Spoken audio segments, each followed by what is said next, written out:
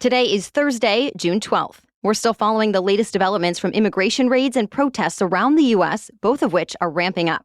Also, America's latest drawdown in the Middle East, and details of a new trade deal between the world's two largest economies. Plus, renovations now underway at the White House, tributes for a musician whose songs defined a generation, and challenges ahead for some of the greatest golfers in the world. Those stories and even more news to know next. Welcome to The Newsworthy. All the day's news in around 10 minutes. Fast, fair, fun, and on the go. I'm Erica Mandy. Thanks so much for being here. You ready? Let's do this. Coast-to-coast protests against immigration raids have grown in the U.S., as have the raids themselves all around the country, many at work sites and courthouses. The Trump administration says it's just fulfilling a promise the president made to the American people to deport people in the U.S. illegally.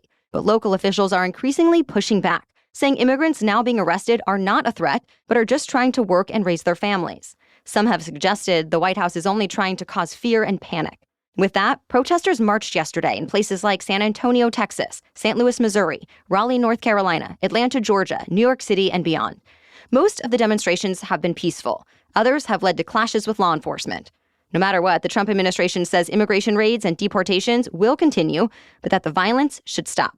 And is prepared to send troops into more American cities. In Los Angeles, President Trump says troops will stay, quote, until there's no danger. Of course, Trump has disagreed with California leaders over whether those troops are necessary. The state even sued the White House over the push, and a judge is going to be hearing that case today. Thousands of Guard members have so far either been guarding ICE agents making arrests or protecting federal facilities. Hundreds of Marines are still wrapping up their training and are expected to be on the streets of LA as soon as this evening. Meanwhile, downtown Los Angeles is still under an overnight curfew, so it's mostly a ghost town with some storefronts boarded up with plywood. Others have signs in their windows with messages of solidarity for protesters and immigrants. Hundreds more protests are planned in several cities this week and over the weekend, meant to coincide with President Trump's military parade. The U.S. is shrinking its presence in the Middle East. The State Department is now allowing some personnel in Iraq to be evacuated. It ordered all non-essential employees to leave the U.S. Embassy in Baghdad. It's also authorized non-essential personnel and family members to leave Bahrain and Kuwait at government expense and with government assistance. Tensions in the region have been rising as nuclear talks between the U.S. and Iran have reached an impasse. President Trump has said if negotiations failed, Israel or the U.S. could carry out airstrikes targeting Iranian nuclear facilities. But Iran still insists it's not building a nuclear weapon and has threatened to target American bases if Iran is targeted first. The tensions have also prompted warnings from other countries and sent oil prices higher. President Trump says the U.S. has reached a trade deal with China. He says it removes Chinese export restrictions on rare earth minerals and magnets and allows Chinese students to study at American universities. The president wrote on Truth Social that the U.S. would have 55% tariffs on China, while China would have 10% tariffs on the U.S. As Politico explains it, it's largely the same deal the two countries agreed to last month, and there are still some details that need to be worked out. Meanwhile, negotiations are still underway with other countries. President Trump has promised to set unilateral tariff rates with trading partners in the next couple of weeks. So far, tariffs don't seem to have made a huge difference on inflation. The latest consumer price index out this week showed inflation up just 0.1% from last month. Economists say tariffs could end up having more of an impact later this year, that it's possible the impact is just delayed since businesses stockpiled ahead of Trump's new policies. So, stay tuned. The public showdown between the world's most powerful man and the world's richest man seems to be easing up a bit. Yesterday, billionaire Elon Musk wrote on social media that he went too far in criticizing President Trump. And with that, Trump says he's open to reconciling with Musk. Remember, Musk criticized the president repeatedly over the weekend, at one point claimed Trump would not have won the 2024 election without his help, and Musk even said Trump was in the so-called Epstein files. During that spat, the former president threatened to terminate government contracts that go to Musk's companies. Now, Musk says he regrets some of his posts. News outlets like the Wall Street Journal cite sources who say Musk's change of heart came after phone calls with other Trump allies, like his chief of staff, Susie Wiles, and Vice President J.D. Vance. One thing is the same, though. Trump is still pushing for what he's calling his big, beautiful bill, and Musk is still against it. To be continued. Hawaii's Kilauea volcano is now erupting for the 25th time in just the last 6 months. And this time, lava has reached heights of more than 330 feet into the air. After shooting into the air, the lava is flowing into different channels, sort of like branches of a river, bringing lava to a wider area. Again, though, authorities say this eruption is not life-threatening because it's happening in a closed area of Hawaii Volcanoes National Park. No one has had to evacuate their homes. Still, people nearby are being told to watch out for volcanic material that float through the air. The Kilauea volcano is already considered one of the most active volcanoes in the world, and scientists say there might be another eruption soon. We have more news for you still coming up, but first, a quick break to thank our sponsor, Honeylove. This summer, I'm ready to swap out anything bulky and uncomfortable, and that includes shapewear and other essentials. Thankfully, Honeylove has lightweight, breathable, versatile items that give me the support, style, and confidence I'm looking for, with the added and necessary bonus of comfort. Whether it's finding that just right bra, getting shapewear that makes me feel great in any dress, or throwing on leggings or loungewear that I love wearing every day, Honeylove has it all. You'll love how they all feel, function, and look. So go ahead, ditch the discomfort, say bye to wires or squeezing you in the wrong places, and treat yourself to the summer support you deserve with Honeylove. You won't feel the need to come home and immediately change clothes any longer. Treat yourself to the most comfortable and innovative bras, shapewear, and leggings on earth and save 20% off site-wide at honeylove.com/newsworthy. Use our exclusive link to get 20% off honeylove.com/newsworthy. After your purchase, they'll ask you where you heard about them, so please support our show and tell them we sent you. Experience the new standard with Honeylove. Now back to the news. Construction is underway at the White House. President Trump and the First Lady began their latest renovations this week, and workers have now started paving over parts of the historic Rose Garden. The president has explained, saying he wants to turn the grass lawn into more of a patio in the style of Mar-a-Lago. The Trump administration says the first couple still has a deep respect for the history of the White House, but that this is more of a renovation to make things more practical.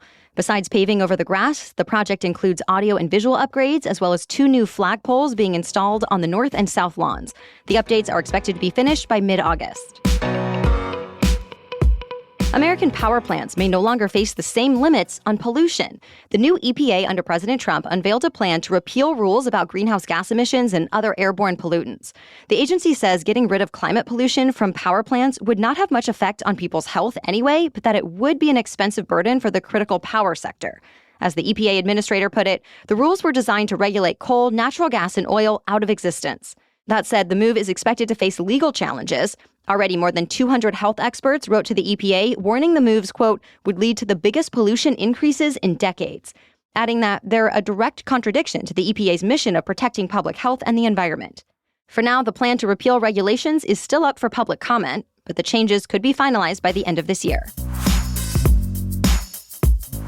Disgraced Hollywood mogul Harvey Weinstein has been convicted of a felony sex crime again. This ended nearly a week of jury deliberations that were especially tense. Just hours before the verdict was announced, it came out that the jurors had been yelling and screaming at one another. The foreman even said he felt bullied and that another juror had threatened him.